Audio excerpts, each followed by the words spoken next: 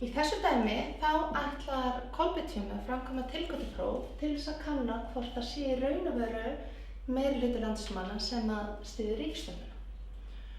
Og þegar við framkvæmum tilgáttupróf þá erum við með eitthvað hlutlaust viðmiðunargildi og í þessu tilviki þá væri viðmiðunargildið hlutlausasta ástandið.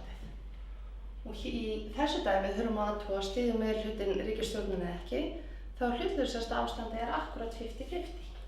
Þannig að hann myndi velja að hafa 0 tilgáttuna að hlutfallið væri raun og veru 0,5. Síðan framkvæmdi sér rannsókn og hlutfallið reynist vera 0,56 eða 56%.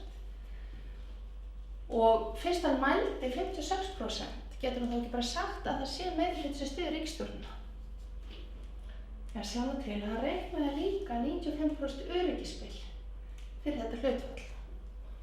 Og öryggisbilið náði frá 0,46 upp í 0,66.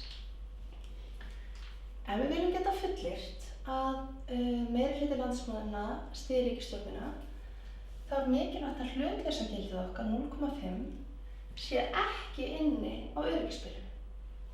Og í þessu tilviki þá nær öryggisbilið alveg frá 0,46 upp í 0,66. Það er að segja gildið 0,5 inn á bilinu.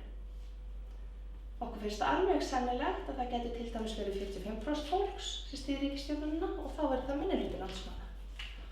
Og þá segjum við að þar sem 0,5 á bilinu frá 0,46 upp í 0,66 þá getum við ekki hafnað.